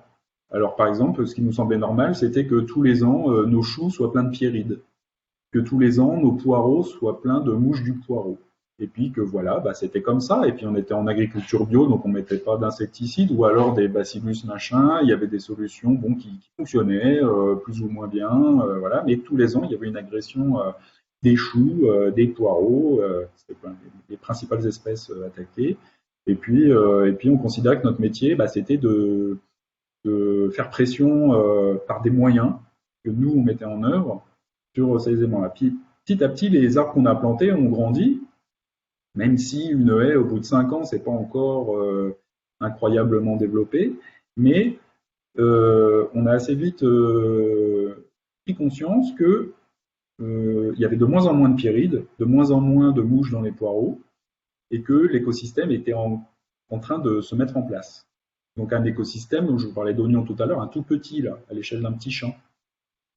Et simplement, à ce moment-là, la sanction positive est percutante, parce que pour nous, c'était du travail en moins. Et de la qualité en plus. Donc, quand on est un petit peu sur le fil du rasoir, sur le temps de travail, sur des choses comme ça, ça motive. Donc, la réflexion, elle a été poursuivie à ce moment-là sur les céréales. C'est comment on fait pour les parties de céréales de la ferme qui étaient en conventionnel à ce moment-là, pour arriver à faire à peu près les mêmes choses. Donc, sur le maraîchage, on avait des appuis, c'était les gens qui consommaient nos légumes, qui venaient planter des arbres, concrètement, par exemple. Mais dans les céréales, sur 160 hectares, là, on ne voyait pas trop bien comment faire. Donc, il y a des structures qui ont émergé un petit peu de la réflexion d'agriculteurs qui étaient un peu dans le même réflexion que nous, Agrofil, par exemple, et puis des gens qui ont fait des expériences ici et là, des gens pionniers, et tout ce monde-là accouche aujourd'hui de l'expérience des uns des autres sur le SMI direct, sur l'agroforesterie, sur des pratiques, des expériences. Et quand on arrive petit à petit à mettre en place ces éléments systémiques-là, plus on est dans le systémique et moins on a besoin de rentrer dans du détail de comment j'interviens sur le puceron truc, sur le voilà. En gros, il y a des équilibres qui se créent et plus ça va, plus cette biodiversité devient un outil de travail, mais dans le sens où le travail n'est plus fait par nous. On crée les conditions d'un milieu équilibré. Et peut-être que c'est la juste place des êtres humains. On est a priori pas beaucoup d'animaux doués de raison et encore moins capables d'abstraction. Peut-être que c'est notre rôle d'organiser le territoire, pas simplement dans notre intérêt direct à court-termiste, mais dans une conception écosystémique. Que nous, on ait une place dans cet écosystème. Et donc l'agriculture est nécessairement un des leviers majeurs de ce rôle. Par contre, l'agriculteur est un maillon là-dedans. On ne peut pas seul porter l'action. Il faut qu'elle soit sociétale. Alors, une fois qu'on a vu ça, en fait, on se rend compte qu'il y a des gens qui vont. Tout à l'heure, je vous ai parlé de Darwin avec la lutte pour la vie, donc ça, c'est une réalité. Le renard mange la poule, et c'est pas parce qu'il en veut aux poules, c'est parce qu'il a des petits à élever. Et puis, donc, il y a l'entraide. Donc, il y a des gens au 19e qui ont pensé cette entraide de façon écosystémique en partant des constats qu'ils avaient fait. Il y a un géographe en particulier qui s'appelle Pierre Kropotkin, qui était russe, qui travaillait pour le Tsar, un géographe, et qui avait donc des compétences de géographe et de botaniste, et qui s'est rendu compte que le même boulot et le même pain pouvaient rentrer en concurrence, ou alors pouvaient rentrer en symbiose, en entraide, selon la disponibilité en ressources qu'ils ont. Moins il y a de ressources, plus les êtres vivants se mettent à s'entraider, à partager les sucres via des champignons par leurs racines, etc. Moi, je suis convaincu que le monde dans lequel on est en train d'aborder n'est pas dramatique, même s'il y a du changement climatique, mais c'est tout ça, parce que c'est un monde pour lequel on a des solutions qui sont écrites. Le même Kropotkin, une fois qu'il a eu fini de travailler sur ses boulots et ses pains, il a donc écrit un livre qui s'appelle L'entraide, et ça fait des émules parce que c'est ces gens-là qui ont inventé les mutuelles, les coopératives, les entreprises partagées, et le terme même d'entraide vient de ces gens-là. Donc on a les outils, a priori, pour organiser ça, et moi je pense que l'agriculture est aujourd'hui prête pour être dans une chaîne d'acteurs qui sont tous à leur juste place et conscients de la même problématique. Voilà. La biodiversité, c'est pour moi des bactéries, des insectes, des oiseaux et des êtres qui s'adaptent au changement. Je pense que ça n'existe pas la stabilité ad vitam aeternam. Donc, encore une fois, la stabilité est un état statique qu'on pourrait croire comme l'aboutissement d'un bon écosystème qui fonctionne bien. Si vous laissez faire la forêt vierge, bah oui, elle devient forêt vierge, et voilà. Mais il s'y passe toujours du mouvement, et quelque part, on habite une forêt pas si vierge que ça, mais le mouvement, il faut qu'on le comprenne, et on raisonne moins en tonnes de blé à l'hectare, en silos, avec après en quantité de CO2 dans l'atmosphère, en silos, et après avec le nombre d'oiseaux qui disparaissent par an en silos, et que tout ça, on le connecte pour en faire une agriculture qui nous permette d'être plus résilient. C'est le mot vraiment du siècle qui démarre. Voilà, je ne sais pas trop si mon temps imparti est écoulé. Parler de tout ça, mais je pense qu'on va échanger sur les questions. Oui, voilà, je pense que on pourrait vous écouter pendant des heures, mais il y a pas mal de questions dans le chat, du coup, ça peut s'enchaîner très bien avec votre intervention. Enfin, en tout cas, merci pour ce témoignage passionnant. Je trouve que vous êtes plutôt un pro des webinaires, en fait, hein. En voir les réactions et les questions. On peut peut-être commencer avec une question de compréhension tout simplement sur votre exploitation. Il y a une personne qui demandait est-ce que vous pourriez redonner le nom de la structure de couveuse agricole pour laquelle vous êtes engagé, mêlant apiculture et culture. Une question très pratique. Ouais. Alors ça s'appelle, pour ce qui est de l'Île-de-France, ça s'appelle les Champs des Possibles. C'est aujourd'hui une structure coopérative qui à la fois accompagne des porteurs de projets qui ne sont pas issus du milieu agricole, qui n'ont pas de foncier par exemple, ou qui n'ont pas non plus de ressources financières pour se faciliter l'installation. Et l'idée, c'est de mettre en contact des gens qui sont aguerris dans le métier avec des gens qui sont en projet d'installation et qu'on construise un archipel de fermes avec un point commun, c'est les valeurs, sur une capacité à envisager une agriculture qui nous semble durable. Le mot est tellement galvaudé que ça me fait toujours un peu bizarre de le prononcer, mais voilà, ça devrait être le vrai terme, quoi. Et sinon, il existe depuis quelques années, parce que là, la couveuse, elle existe depuis 2009. Les gens, quand ils sont installés, après, ils peuvent rester dans le dispositif coopératif dans une entreprise partagée. Ça, c'est une CAE, ça existe dans d'autres domaines. Et il y a des répliques un peu de ce système-là partout en France, avec un réseau national des espaces tests agricoles, le RENETA. Donc, si vous avez besoin d'infos, vous tapez RENETA et puis il y a tout.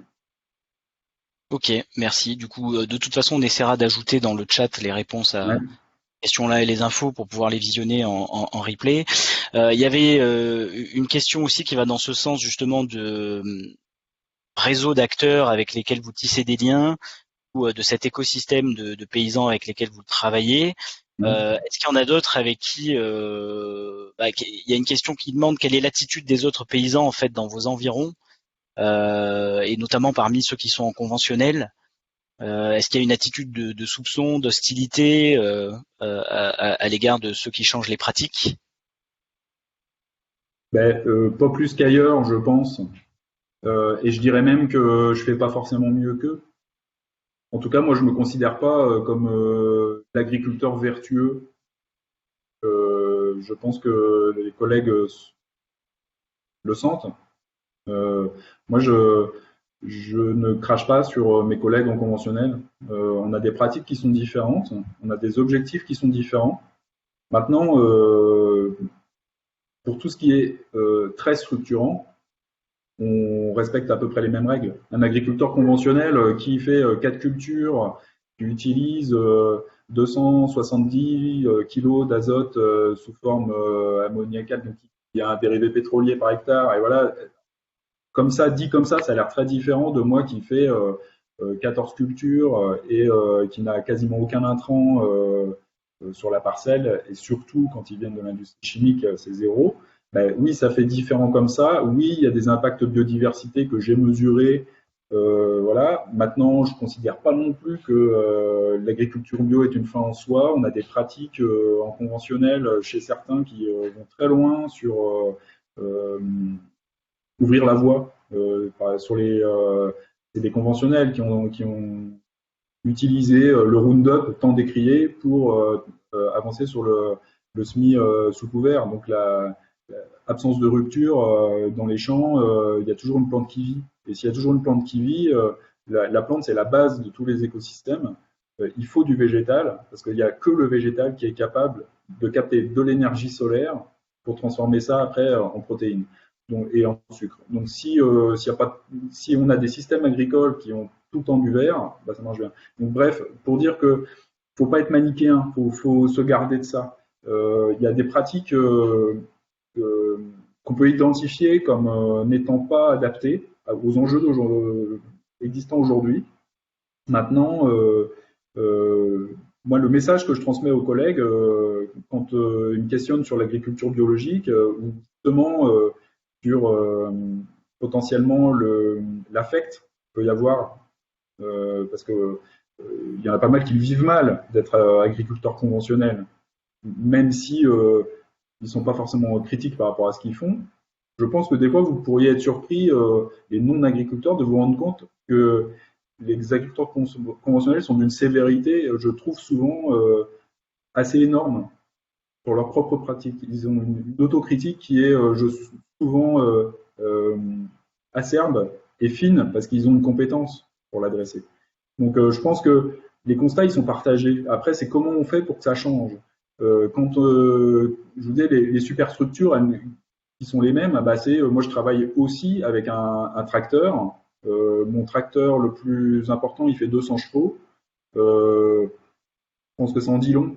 Voilà, sur la ferme, c'est joli, on a planté des arbres et tout ça, mais il y a une industrie lourde derrière qui fabrique des tracteurs, qui fabrique du gasoil pour faire marcher le tracteur. J'ai des outils qui font 9 mètres de large, j'ai un GPS dans le tracteur pour voilà, donc un satellite et une fusée qui me l'a envoyé.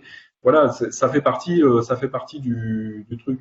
Et sans ça, bah, par exemple, sans le GPS dans le tracteur, j'aurais du mal à tirer un semoir qui est capable de passer dans un couvert végétal qui fait 1,50 m de haut parce que je ne saurais pas où se met, il me faut le GPS pour me guider. Donc c'est dire voilà, attention au discours manichéen et après bon, la volonté des uns des autres potentiellement est très liée à leur identité. Moi je me garde de juger les gens sur ce qu'ils sont. Moi ce qui m'intéresse c'est ce qu'on fait. Donc si on a des critiques à poser, c'est sur l'action. Et l'action en agriculture, en général, elle est dictée par le collectif, par le sociétal. L'agriculture aujourd'hui, on lui demande, comme depuis longtemps, de mettre à disposition de l'industrie agroalimentaire des protéines et de l'énergie. Du sucre, de l'amidon, des choses comme ça. On est payé pour faire ça, qu'on soit en agriculture bio, en conventionnel, en ce que vous voulez. Le petit maraîcher du coin fait pas mieux. Hein.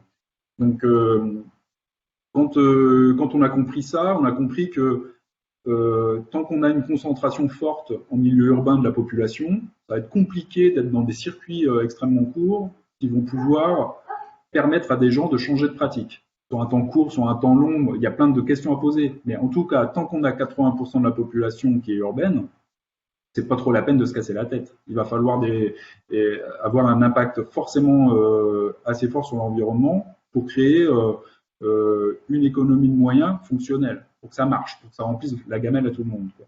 Donc à partir de là, la dent dure sur le conventionnel du coin, bah moi je ne l'ai pas, je peux pas. C'est obligé. Quoi. À l'inverse, c'est vrai aussi que bah, sur la ferme, je vous ai dit, il y a du maraîchage et des céréales, mais on a fait aussi un atelier de meunerie. Donc on transforme du blé à la ferme, blé qui est transformé en pain dans un giron de quelques kilomètres et pain qui est consommé dans le même giron. Bah là, c'est sûr que des expériences comme ça, pour moi, sont assez motivantes parce que ça veut dire que potentiellement, on est capable relativement vite, même avec un potentiel de compétence de départ qui est faible. Moi, je suis pas né meunier, hein, je suis encore, même si mon père était céréalier, je suis pas non plus né maraîcher, quoi. Hein. Quand je me suis installé en maraîchage, j'avais du mal à distinguer deux choux différents, quoi. Donc, voilà. Mais avec un bagage relativement faible, on peut arriver à faire des choses bien sur le plan qualitatif. Aujourd'hui, quand avec des collègues, on va à l'INRA chercher des lignées de blé qui ont été sélectionnées par des agriculteurs avant la révolution industrielle, parce que pas parce que ça nous plaît à l'oreille, parce que ça fait folklore, hein, mais parce que ça passe mieux dans notre moulin et parce que ça passe mieux chez l'artisan qui fait du pain, qui pétrit à la main, qui a besoin de moins d'élasticité, ce qu'on ne sait pas faire avec les blés modernes, qui ont été adaptés justement à des machines à qui on demandait beaucoup d'élasticité, justement. Donc, toutes ces choses-là, on est capable aujourd'hui de le faire. Moi, je suis super content de me casser la tête. Ce que je faisais avant d'intervenir, là, je réfléchissais à mon assolement, la façon d'organiser les différentes cultures dans les différents champs pour l'an prochain. Et puis, il fallait que je tranche entre le rationnel, combien j'ai d'outils pour stocker du grain, et puis combien je voudrais en mettre de variétés différentes de blé, parce que j'en ai potentiellement plus que je pourrais jamais en semer dans toute une vie à essayer, quoi. Donc voilà, on a un potentiel qui est énorme et qui est à portée de main. Par contre, l'agriculteur tout seul, s'il n'a pas le boulanger qui veut utiliser ces blés-là, cette farine-là faite comme ça, avec juste 2 meules de pierre et 0 additif, si y a un consommateur qui a décidé que le gluten, c'était plus possible, alors qu'il n'a pas cherché à comprendre si un blé de pays pétri correctement et tout ça, bah, finalement, c'est peut-être pas si allergène que ça. Enfin, bref, si on n'a pas toute cette démarche-là globale en écosystème, encore une fois, bah, je pense que ça va être compliqué d'être dans la critique en silo de ah t'as pas fait ça, ah t'as pas fait ça, quoi. Ouais, tout à fait. Non, mais c'est très intéressant. Je pense que de toute façon, vous avez bien montré cette vision systémique et aussi la différence entre l'idéal et ce qu'on rêverait de mettre en œuvre, et puis ce qui est possible sur le terrain compte tenu de l'historique, de l'héritage d'un paysage, d'un contexte, des barrières éventuelles économiques, etc. Enfin, c'était vraiment intéressant dans votre intervention.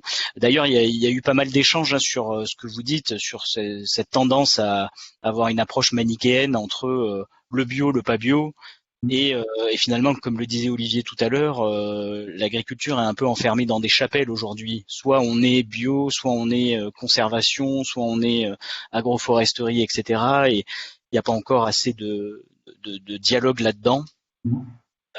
Et c'est vrai que cette approche écosystémique permet de montrer qu'on peut faire finalement plein de choses différentes, que les choses peuvent s'hybrider. Ça, on l'a bien compris. Alors, je passe à toute autre chose, mais il y a eu pas mal d'échanges aussi dans le chat sur la méthanisation. Je ne sais pas si vous avez un avis là-dessus, mais des personnes de dire que la méthanisation est parfois en contradiction avec des objectifs de développement soutenable ou la biodiversité elle-même, hein, notamment quand il y a des cultures dédiées que pour ça et qui ne sont pas pour le reste. Je ne sais pas si vous avez un avis là-dessus à partager. Bah, je vais pas me refaire, hein, je suis un peu, je suis dans le Montois, mais je suis un peu normand, donc sur la méthanisation, quand on se replace sur, encore une fois, des éléments systémiques, on se retrouve avec une production énergétique faite par des agriculteurs. En gros, hein, si je simplifie à des éléments manipulables dans la tête, il s'agit de ça. Donc au même titre que la betterave qui sert à faire du sucre qu'on transforme en éthanol pour faire rouler des voitures, au même titre, on le fait avec du maïs, du blé, on le fait avec plein de choses comme ça. Donc ça rentre, pour moi, dans le champ des applications des cultures dites industrielles, donc qui sont destinées à la production d'énergie. Donc première question, c'est est-ce que on considère aujourd'hui que c'est bien ou c'est pas bien Alors, est-ce que ça a vocation à durer, le fait qu'on consacre de la superficie à de l'énergie? On peut se poser la question. On peut se poser la question de est-ce que le ratio de surface agricole consacrée à l'énergie a connu une évolution ou pas au cours des âges? Alors, par exemple, les gens qui font de la méthanisation, c'est un de leurs arguments. Ils disent quand on est en traction animale il y a 100 ans, pour faire tirer un cheval de trait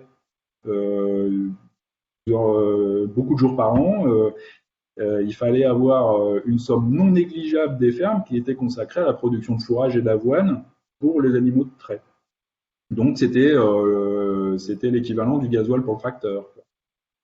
Bon, voilà, moi, ça c'est des éléments de contexte un petit peu pour se caler dans le positionnement. Après,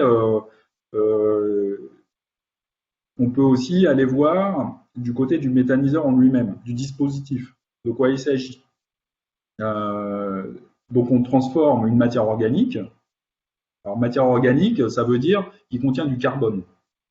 En chimie, en tout cas, c'est de ça dont on parle. Donc une chaîne carbonée. Donc la plante, elle, ce qu'elle fait, vous le savez, avec la lumière et l'eau, elle attrape du gaz carbonique qui est dans l'air, du CO2, et puis elle fabrique du sucre, C6H12O6, donc, et elle rejette de l'oxygène qui est surnuméraire, dont elle ne sait pas quoi faire. Tout ça fait qu'à la fin de sa vie, elle a stocké beaucoup de carbone. Ce carbone, il se trouve que nous, on s'est brûlé pour faire marcher des moteurs, etc. Donc, c'est pas complètement idiot, on pourrait se dire, d'utiliser de l'énergie solaire stockable dans une plante ou dans un matériel chimique, par la suite, pour en faire du gaz. Voilà. Après, dans le process, il y a des problèmes. Le premier problème que je vois, c'est que, comme dans tout process de fabrication de quelque chose, que ce soit dans la nature ou dans l'industrie, il y a un produit qui rentre, il y a un produit qui sort, qui est celui qu'on cherche à avoir, et puis il y a des sous-produits. Quand vous faites du sport, le lendemain, vous avez des courbatures, parce qu'il y a des sous-produits qui se stockent, qu'il faut évacuer, et c'est ça qui produit les courbatures. Dans le méthaniseur, c'est un peu pareil. On fait rentrer de la matière carbonée végétale, il sort du méthane, mais il sort du protoxyde d'azote. Et le protoxyde d'azote, il est difficilement gérable, il y a des fuites, etc. Le méthane, c'est pareil, il y a des fuites. Donc tout ça, ça se retrouve dans l'air et l'impact sur le changement climatique est dramatique parce que le pouvoir réchauffement de l'atmosphère de ces gaz-là est terrifiant par rapport au CO2. Quoi. Donc, première alerte. Quoi. Après, on peut se poser la question de la concentration. Un méthaniseur, en soi, je trouve que c'est pas complètement idiot. Après, quel méthaniseur? Si vous avez un éleveur qui a besoin, parce qu'il fait 3000 poules, ce qui est un micro-élevage de poules, soyons clairs, il a besoin de réchauffer quelques poussins parce qu'il élève lui-même ses poussins. S'il brûle un peu de méthane qu'il a produit avec ses crottes de poules et un peu de paille, enfin des trucs qu'il a produits sur sa ferme, mais dans un cycle normal de la ferme, on n'a pas dédié des champs à ça, donc il a un tout petit méthaniseur, potentiellement qu'il a fabriqué lui-même. Ça existe. Il y a des gens en montagne qui ont fait des trucs en mode do it yourself, très low tech. Et moi je trouve que c'est super bien ça. Ils brûlent, alors ils ont des rendements un peu pourris de production de gaz, mais c'est pas grave parce que le but c'est pas de rentrer dans un modèle économique de production gazier où si vous atteignez pas 95% de je sais pas quoi, le modèle économique s'écroule et les 10 millions d'investissements, il va falloir les payer quand même. C'est ça le problème aussi. Donc c'est des éléments systémiques qui dépassent encore une fois l'agriculteur. Donc là, le problème c'est peut-être là aussi sur la taille. Après, il y a une autre question, c'est donc qu'est-ce qui sort d'autre du méthaniseur à part le méthane? Il y a le digestat. Alors pour l'agriculteur, c'est présenté comme étant quelque chose non seulement de non problématique, mais à la limite plutôt intéressant. Donc c'est-à-dire qu'on met un dérivé pétrolier qui est l'ammonitrate, donc la fertilisation azotée, le phosphate qui est produit dans une mine en Algérie, au Canada, en Russie, sur une culture, du maïs, ce que vous voulez, mais qui serait une interculture, donc on prend pas entre guillemets sur la bouffe, quoi. Et puis cette quantité de végétal produite, riche de tout cet azote valorisé, de ce phosphore et de cette potasse, rentre dans le méthaniseur, mais on ne sort que le carbone pour faire le méthane, donc il reste tout le reste dans le digestat. Alors le problème, c'est que quand même, on fait le constat que les sols ont été soumis à rude épreuve. J'ai un bouquin de chevet qui est un manuel d'agriculture du début du siècle, que j'adore lire, que je suis mort de rire à chaque fois. C'est écrit comme j'ose espérer que je me présente pas là en sachant, en heure de vérité, ou voilà, je doute, je sais pas trop si on a raison, pas raison. Donc le bouquin est écrit comme ça, c'est un mec qui sait, il a tout compris, et donc il nous dit qu'il faut labourer super creux. Bon ben voilà, aujourd'hui ça fait sourire. À l'époque, ils savaient pas. Bah là, c'est pareil sur le digestat, on nous dit les sols ont été appauvris de leur quantité de matière organique. Le taux de matière organique est descendu. Donc si le taux de matière organique descend, c'est un problème parce que un sol, c'est pas juste du minéral. La définition du sol, c'est de la matière minérale et une portion non négligeable de matière organique, donc de chaînes carbonées issues du végétal et de l'animal. Cet alliage-là produit un substrat sur lequel la vie est possible, le démarrage de toute vie. Les plantes ne peuvent pas vivre sur un support strictement minéral, elles seraient malades tout le temps, elles crèveraient. Donc si on produit de la surface agricole où la matière organique disparaît, on va créer des conditions d'existence des végétaux qui vont être ultra compliquées à gérer. On s'en rend pas trop compte en conventionnel parce que on a des outils pour soigner la plante, le fongicide, etc. Sauf que ce fongicide, il n'est pas gratuit. L'insecticide non plus, l'engrais non plus. Donc ça veut dire que tendanciellement, le modèle économique de l'agriculture tout court et de l'agriculture conventionnelle peut-être en particulier, il est quand même tendu. Aujourd'hui, il y a un tiers des agriculteurs qui vit avec moins que le minimum pauvreté, pour être clair, quoi. Et chez les céréaliers, on dit tout le temps les céréaliers gagnent leur vie. Oui, bon, regardez les chiffres chez Agrest, l'Institut de la statistique, machin. Allez voir la rémunération des céréaliers. C'est pas folichon par rapport à l'engagement de sa demande, financier, compétences, etc. Bon, voilà. Donc, ça veut dire que si on rajoute des conditions compliquées de production, il va falloir faire plus d'investissement dans la protection phytosanitaire. Le coût du méthaniseur, à mon avis, est un amplificateur de ça, mais un amplificateur force 12, quoi. Donc, ça veut dire qu'à chaque fois, on enlève tout ce qui dépasse, quoi. Le couvert, l'interculture qui rentre dans le méthaniseur, on peut aussi la laisser dans le champ. On peut la produire et puis la laisser dans le champ. Donc, c'est de l'énergie qui est produite, c'est de l'énergie dont le champ potentiellement a besoin. Le champ, il n'est pas là juste pour nous empêcher de tomber plus bas. C'est pas juste un support pour mettre le beurre. C'est quelque chose qui a une nécessité. Donc voilà, moi ça m'inquiète un petit peu cette chose-là. C'est sur un temps long, pour lequel on n'a pas les outils de mesure aujourd'hui. Qu'est-ce qui va se passer? Le dernier point que je trouve pas super pertinent dans la méthanisation telle qu'elle est faite, peut-être pas dans tous les méthaniseurs. Encore une fois, je pense qu'il faut être modéré dans ce qu'on dit et juste. Mais il y a le cas général, c'est quand même qu'on fabrique du méthane. Le méthane, il est produit par des bactéries dans le méthaniseur, qui sont anaérobies. Les systèmes de dégradation de la matière organique dans la nature, on ne les a pas inventés, ces bactéries-là. Elles existent partout dans la nature. Mais il y a aussi des bactéries aérobies.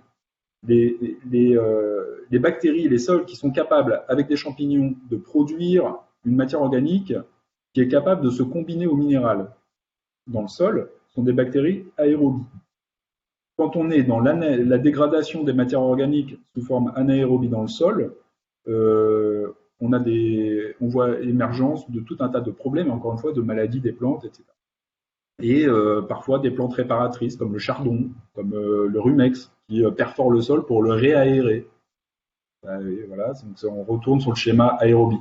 Un sol sur lequel il n'y a pas de cataclysme climatique, une crue, voilà, ou un tracteur qui roule, ou un piétinement quelconque, et toujours aérobie. Les plantes vivent, meurent, laissent un trou à la place, le ver de terre passe, etc.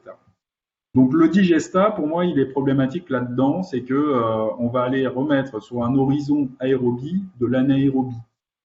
Et en plus, en ayant piqué le carbone au passage. Donc on a des horizons sur lesquels les équilibres de biodiversité, puisqu'on en parle, sur la microflore des sols, est complètement bouleversé par le simple fait de dépendre de ce digestat. Il y a une faune, une flore pas visible à l'œil nu qui va être remplacée. Et puis, la circulation des engins d'épandage fait que quand on connaît un petit peu les outils, le passage de roue est quasiment intégral sur toute la parcelle. Hein, les Terragators, ça s'appelle. Donc, c'est un outil d'épandage qui permet de gérer ces grandes quantités de digestat pour que ce soit réalisable, l'épandage du volume. On parle un méthaniseur qui coûte 10 millions d'euros aujourd'hui, c'est à peu près ce qui se passe là. C'est des méthaniseurs qui font entrer 25 000 tonnes par an, donc les 25 000 tonnes, elles ressortent sous forme de gaz et de digestat. Donc voilà, il faut les épandre, quoi. Hein. Et donc il faut du gros matériel, quoi. Donc on tasse et on met de l'anaérobie. Voilà. Donc, bon, moi je pense que je pense que ce serait pas malin de tirer à boulet rouge comme ça sur la méthanisation. Je pense qu'il ne faut pas se tromper. C'est l'industrialisation qui pose problème. Ok, merci pour cette réponse détaillée et technique. Le débat continue dans le chat. Malheureusement, le temps tourne. Donc on a. Il y a une question, moi, que j'ai vu passer. Et ben voilà, on répond à une dernière question. Et après, je vous laisse. Qui peut être courte. Hein. C'est est-il plus facile d'être en bio en tant que maraîcher que pour les grandes cultures? Est-ce que le bio est facile à étendre à une plus grande échelle? Et puis il y avait une autre question qui était un peu dans le même style, c'était quelle surface faisait la parcelle sur laquelle on a mis en place du maraîchage? Allez-y. Le maraîchage